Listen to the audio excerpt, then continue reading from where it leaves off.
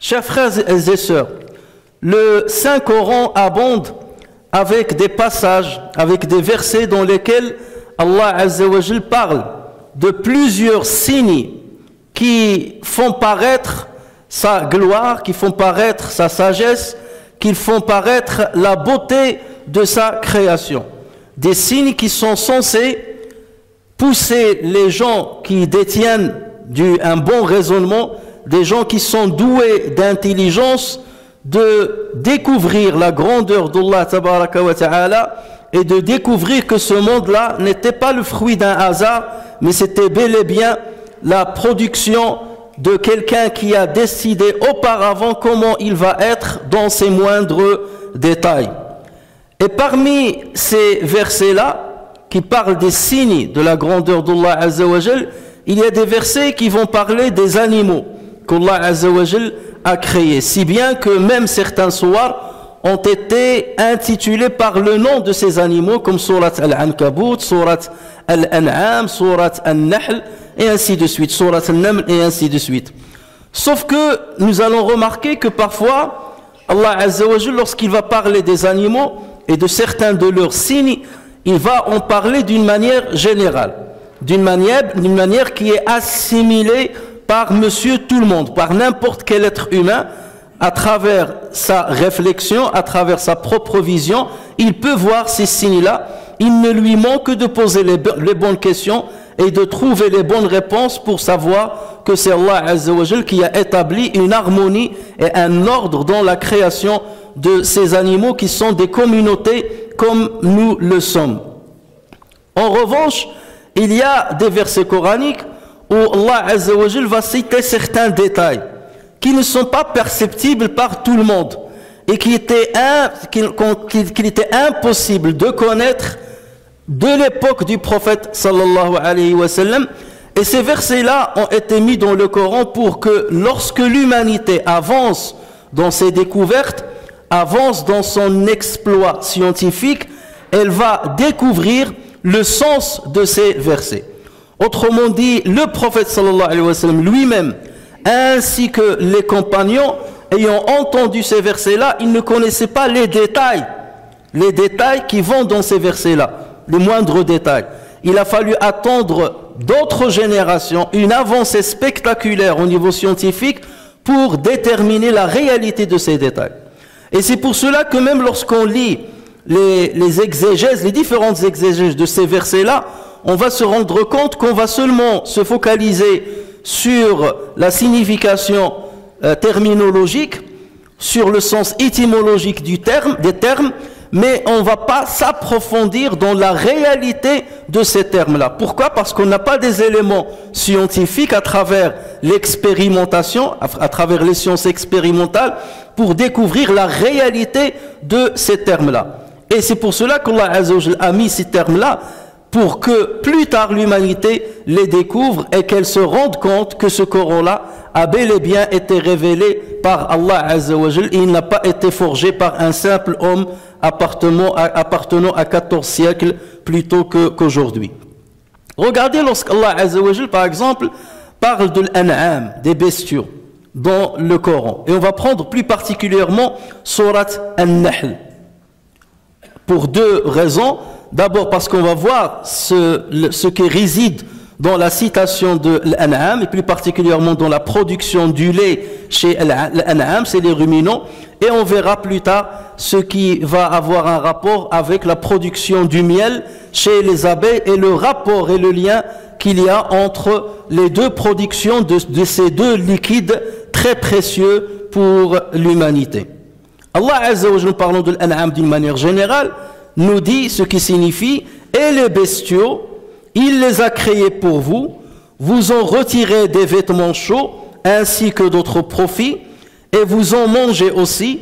Ils vous paraissent beaux quand vous les ramenez le soir, et aussi le matin quand vous les lâchez pour le pâturage. Et ils portent vos fardeaux vers un pays que vous n'atteindriez qu'avec peine. Vraiment, votre Seigneur est compatissant et miséricordieux. Ce passage, il est compréhensible par tout le monde. Allah Azza wa Jal décrit certains bienfaits qui existent dans la création des bestiaux. Et ceci est accessible et assimilable par n'importe quel être humain qui a un raisonnement à peine moyen. Mais Allah Azza wa Jal, dans la même sourate, sourate Nahl, il va revenir plus tard, dans le verset 66, Al-An'am, aux bestiaux.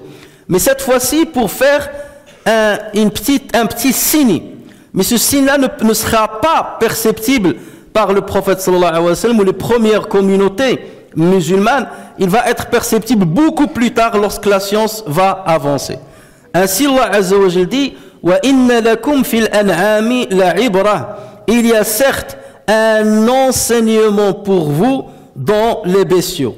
Et l'enseignement et l'ibra, ce n'est pas la bonne traduction parce qu'il y a des termes arabes pour lesquels on ne trouve pas une bonne traduction. Il faut les expliquer par de longues phrases. Nusqikum mimma fi butunihi min bayni farthin wa damin labanan khalisan sa'iran lisharibin. Nous vous abreuvons de ce qui est dans leur ventre, dans le ventre de ces bestiaux. Et regardez ici, la traduction ne permet pas de voir une petite nuance. Allah Azza wa Jalla en arabe, il dit Nusqikum mimma fi butunihi. Et le ha ici, il n'a pas dit butuniha, comme il le dit dans une autre sourate, dans sourate al-Mu'minun. Mimma fi butunihi. Alors que l'an'am, c'est un nom féminin. Théoriquement, on devait s'attendre à ce qu'ils disent mimma fi butuniha, comme il l'a fait dans une autre sourate. Mais ici, il a préféré utiliser un pronom qui revient au masculin. Et il y a un secret en ceci qu'on verra plus tard. Nusqikum mimma fi butunihi. Donc nous vous abreuvons de ce qui est dans leur ventre, un produit de mélange. Alors ici, la traduction elle est mauvaise forcément, du mélange des excréments intestinaux, parce que le terme al-farth, min bayni farthin, al-farth n'a pas d'équivalent en français ou dans une autre langue. Al-farth, c'est ce que les animaux mangent, donc le fourrage qu'ils ont mangé et qui a subi une digestion. Donc ce n'est ni le fourrage, ni les excréments qui vont sortir plus tard, ni les bouses qui vont sortir plus tard du corps. Donc c'est un produit intermédiaire et on n'a pas un terme équivalent al-farth dans la langue française ni dans une autre langue. Et ça c'est un détail très très important, parce qu'Allah Azza wa Jal fait référence à un détail qui ne peut être connu que par des spécialistes à travers des recherches très très avancées comme c'est le cas aujourd'hui. Nous vous abreuvons de ce qui est dans leur ventre, un produit de mélange des excréments intestinaux et du sang. À partir des excréments et du sang, un lait pur, délicieux pour les buveurs. Khalisan, pur, sa'iran lisharibin, donc facilement assimilable. Alors ici la traduction aussi est mauvaise. Délicieux pour les buveurs. Donc ce verset-là, il regorge par certains secrets. Déjà le terme al-farth, et on verra sa signification. Et comment se fait-il que le lait va sortir, va se produire à partir des excréments qui sont dans les intestins et à partir du sang qui circule dans le corps? C'est ce que les recherches scientifiques ont découvert il n'y a pas plus tard que quelques décennies. Et ceci prouve ce qu'Allah Azza wa Jal nous dit dans le Coran lorsqu'il nous informe qu'il va mettre dans le Coran certains signes qui ne peuvent être détectés et assimilés que par des générations futures qui vont venir après, beaucoup plus tard que le prophète Mohammed sallallahu alayhi wa sallam.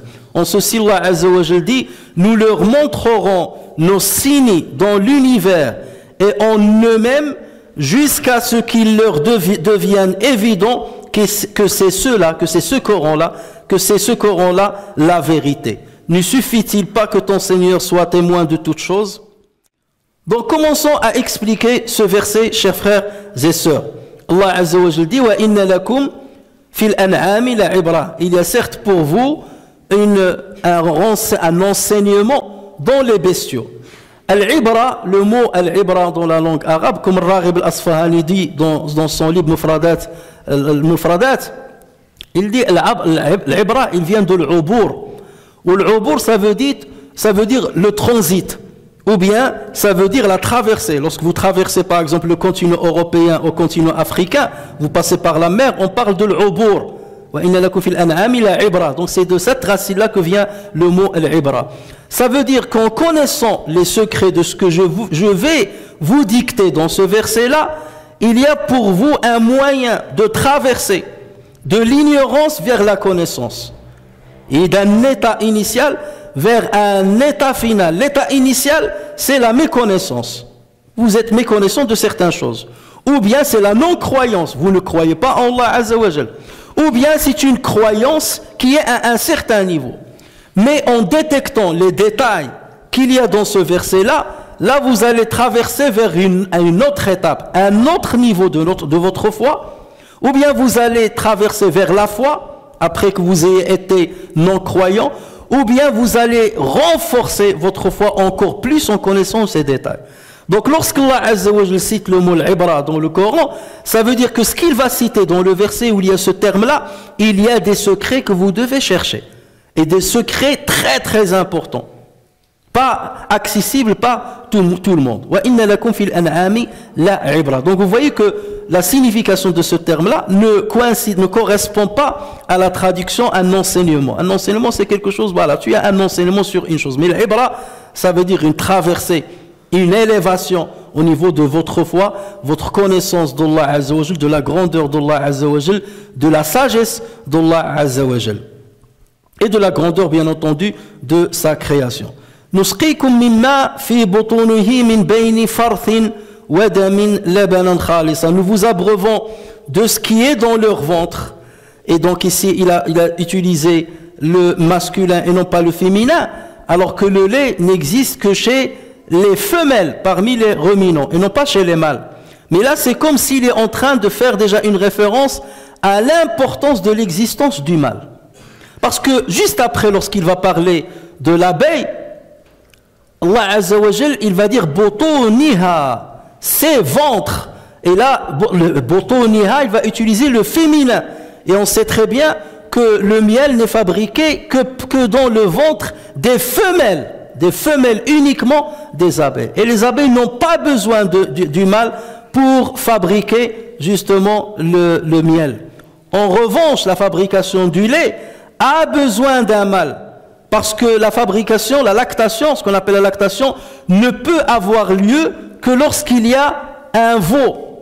Et le veau ne peut exister que lorsqu'il y a copulation avec un mâle. Et voilà pourquoi, voilà le secret pour lequel Allah Azza wa Jal, ici, il a utilisé fi botonihi, mimma fi botonihi, et il a utilisé le masculin dans le pronom, et il n'a pas dit fi botoniha. Bien que l'an'am, les bestiaux, en langue arabe, l'an'am c'est féminin. Normalement, il devait dire botoniha. Et c'est ce qu'il a dit d'ailleurs dans un autre verset, pour que personne ne dise le Coran s'est trompé. Non. Là, ce à quoi vous avez réfléchi, je vais le mettre dans ce verset. Mais ici, je vais utiliser le masculin parce qu'il y a un secret. C'est à vous d'aller le chercher. Donc, c'est le fait de l'obligation de l'existence d'un veau. Et le veau nécessite la copulation de la femelle avec un mâle. Ce qui ne sera pas le cas. Et ça va nous donner encore plus de leçons pour l'histoire du miel chez les femelles des abeilles, le verset qui va venir juste après. Alors, al-farth, donc comme j'ai dit, al-farth, qu'a utilisé le Coran ici, c'est l'état intermédiaire entre le fourrage et les excréments. C'est un état intermédiaire, c'est un fourrage qui a subi une digestion. Donc Allah Azza wa Jal, c'est comme s'il attire notre attention sur l'importance d'une digestion qui va transformer ce fourrage qui est non assimilable par l'être humain. Parce que si c'était facile, si c'était assimilable, nous n'avons qu'à manger directement les herbes. Voilà, vous coupez les herbes comme les vaches et nous devons brouter les herbes comme font les vaches. Mais non, il y a toute une transformation mécanique, chimique, bactérienne qui va s'opérer avant que nous puissions profiter du lait de ces ruminants. Ce qu'il faut savoir, c'est que Allah Azza wa Jalla nous dit que ce lait-là va être créé ou produit à partir des excréments qui sont dans le ventre et du sang. Or, nous savons que ces deux produits-là sont des produits quelque part qui présentent une inversion pour quelqu'un qui souhaiterait, on ne sait jamais les consommer. Nous n'avons jamais vu quelqu'un ouvrir une vache ou un mouton, ouvrir sa panse et manger ce qu'il y a dedans. Parce que c'est abominable, c'est répulsant, c'est répugnant, de par l'odeur déjà qui est nauséabonde. Et il en est de même pour le sang. À part quelques êtres humains qui boivent le sang, quelqu'un qui est normalement constitué et qui a une fitra équilibrée, normalement, il n'aimerait pas boire le sang ou consommer le sang. Donc, Allah Azza wa Jal fait référence à deux éléments, qui sont quelque part des souillures, al-farth et le sang. Et c'est pour ça qu'il a cité al-farth, et il n'a pas cité le fourrage, parce que le fourrage, à la base, n'est pas une souillure. Mais al-farth va se transformer en une souillure, parce qu'il va y avoir une fermentation, une grande transformation dans le fourrage. Donc, entre ces deux éléments, qui ont des odeurs nauséabondes, qui ont un goût répugnant, répulsant, qui ont des couleurs, soit rouge vif, soit une couleur marron et une couleur... Il y a une grande différence entre ces deux éléments initiaux et le lait qui est blanc, limpide, qui a un bon goût et facilement comestible par les êtres humains. Regardez d'où vous partez et vers où vous venez. Déjà, dire à l'époque du prophète sallallahu alayhi wa sallam, que le lait va venir des excréments, a dit déjà un esprit humain ne pourrait jamais penser à cela. Mais la science a découvert que justement, c'est de cet excrément-là qu'il y a justement une filtration de certains éléments qui vont aller directement vers le pis de la vache, si on parle de la vache, le pis de la femelle du ruminant, va fabriquer le lait et sans passer par le transit intestinal normal, par l'intestin grêle. Parce que la majorité de toute notre nourriture, il passe par l'estomac, ensuite l'intestin grêle, il y a une filtration et ainsi de suite. Mais là, lorsqu'il s'agit du lait, il y a d'abord une assimilation de certains éléments dont je vais parler directement de l'estomac avant d'arriver à l'intestin grêle et directement ça va aller vers les glandes mammaires pour fabriquer le lait. Chose que le prophète sallallahu alayhi wa sallam ne pouvait pas et jamais imaginer à son époque. Et le prophète sallallahu alayhi wa sallam, s'il était lui qui aurait forgé le Coran, jamais il ne se risquerait à dire des phrases-là pour lesquelles il va être démenti par les gens. Mais comment tu nous dis que les excréments donnent le lait? Il va être démenti sur ça. Mais Allah Azza wa Jal, il l'a fait, ce verset-là, il nous l'a mis, parce qu'avec les éléments scientifiques que nous avons, nous allons mieux comprendre le secret, le sens de ces paroles divines, de ces paroles coraniques. Donc pour ce faire, il faut comprendre certains détails. Sauf que si on parle d'une manière récapitulative, un grand résumé, ce résumé va être défaillant. Et si on s'étale trop, donc l'étalement va être ennuyeux. Donc on doit être entre la défaillance et l'ennui. Donc on est obligé de donner quelques détails qui peuvent paraître très compliqués pour certaines personnes, mais on est obligé de les connaître pour comprendre le sens de ce que dit Allah Azza wa Jal dans ce verset. Ce qu'il faut savoir, c'est que la fabrication du lait, la production du lait dans le système des ruminants, il sollicite la collaboration de trois systèmes. Il y a le système digestif, le système sanguin et le système reproductif. Donc il y a une grande coopération entre ces trois grands systèmes du corps des ruminants. Commençons ceci par plusieurs étapes. On va parler de la première et la deuxième étape aujourd'hui et on laissera le reste pour la prochaine fois, Inch'Allah.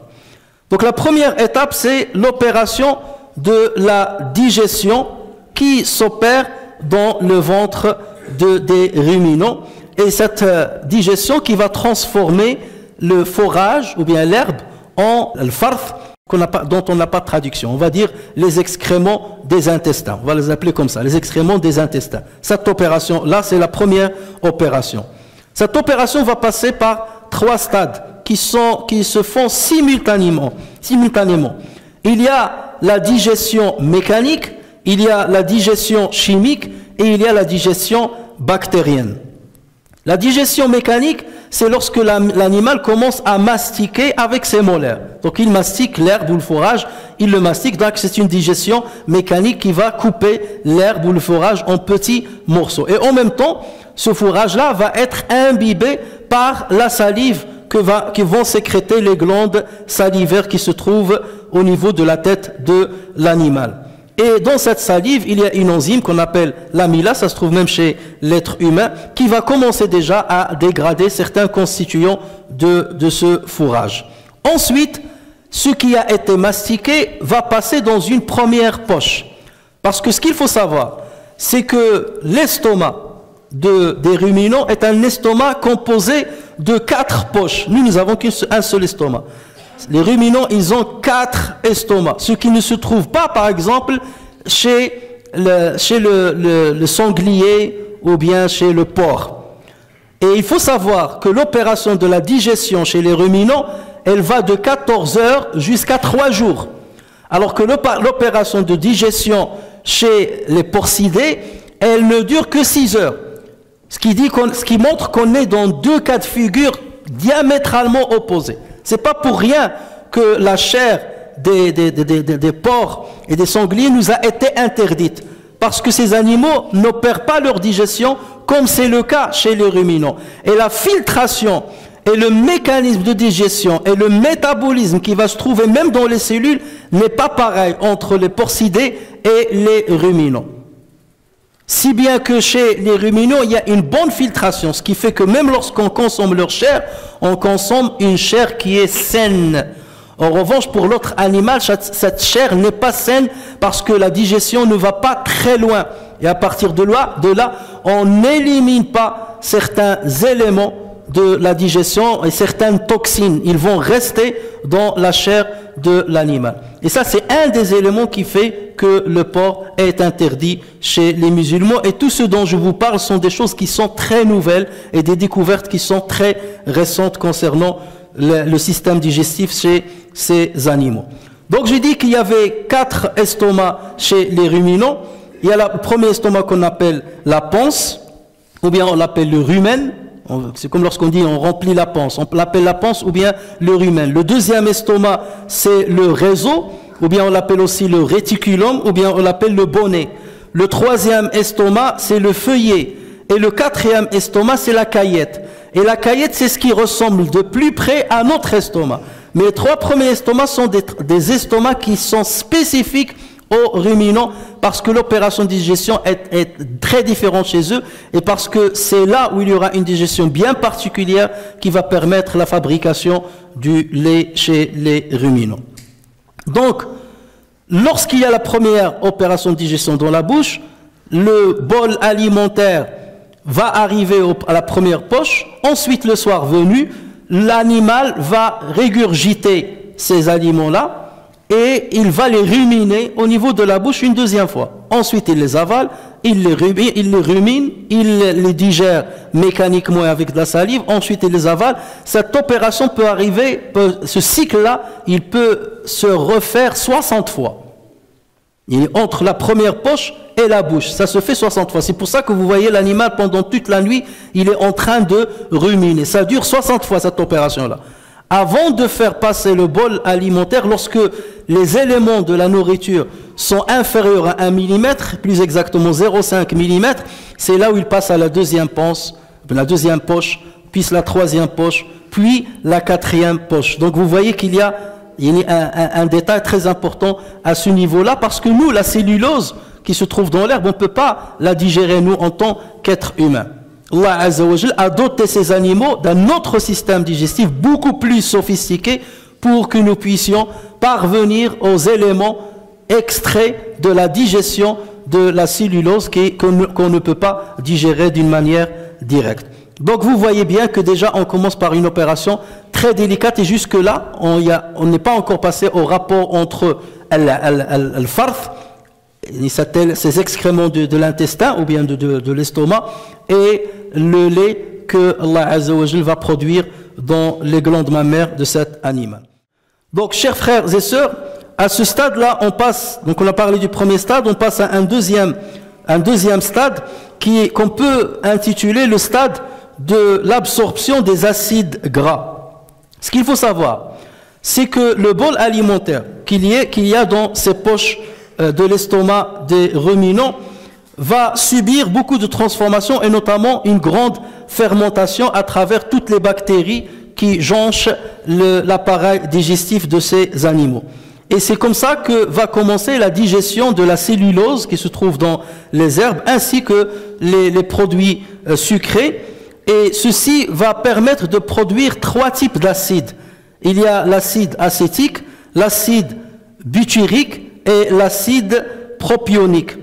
Ces 3 acides-là sont très importants dans la fabrication du lait. Et ces acides-là vont être absorbés par les capillaires sanguins qui se trouvent dans l'estomac et non pas dans l'intestin grêle. Là, on est encore dans l'estomac. Donc, contrairement à ce qui se passe dans la digestion normale, cette absorption commence déjà dans l'estomac. Et voilà pourquoi Allah Azza wa Jalla, il parle il n'a pas dit fi am'a'iha. Il parle de le batn, donc du ventre, l'estomac, et il ne parle pas de l'intestin, de l'am'a. Il aurait pu dire l'am'a. L'am'a, c'est là où se déroule l'absorption normale des aliments, chez nous tous. Mais là, pour la production du lait, il y a une absorption particulière qui commence dans l'estomac et qui puise directement ce qu'il y a dans l'excrément du ventre, dans l'excrément estomacal. Et ça, c'est une précision qui est donnée par le verset coranique que nous sommes en train d'expliquer. Et le prophète Mohammed ne pouvait pas connaître ce détail. Il ne pouvait pas s'aventurer à rentrer dans des détails qui risquent de faire fuir les gens pour qu'ils disent, il dit n'importe quoi. Donc, une fois il y a l'absorption de ces 3 acides, le reste des aliments vont continuer leur chemin. Ils vont descendre vers l'intestin grêle, et donc là continuera une autre digestion et une autre absorption. Donc il y a une digestion qui va réduire tous les produits alimentaires complexes en des produits simples. Vous avez par exemple les sucres complexes qui vont se transformer en sucre simple, comme le glucose. Vous avez les lipides qui vont se transformer en acide gras, parce qu'il est encore plus simple. Et vous avez les protéines qui vont se transformer en acides aminés, ou bien en des petits peptides. Les peptides, c'est une petite chaîne d'acides aminés liés les uns aux autres. Donc ceci va plutôt se faire et s'opérer au niveau de l'intestin. Au niveau de l'intestin. Et ensuite, ces éléments-là vont être absorbés par les villosités intestinales qui sont tapissées par des capillaires sanguins, et c'est comme ça qu'ils vont rentrer dans la circulation sanguine. Pour que les cellules qui vont fabriquer le lait puisent les autres éléments nécessaires à la fabrication du lait. Donc il y a déjà une absorption directe à partir de l'estomac, et les autres éléments vont venir de la circulation sanguine générale. Et c'est à ce détail-là que le Coran fait référence. Et bien entendu, la procédure continue après, et on entrera dans quelques détails, Inch'Allah, la prochaine fois.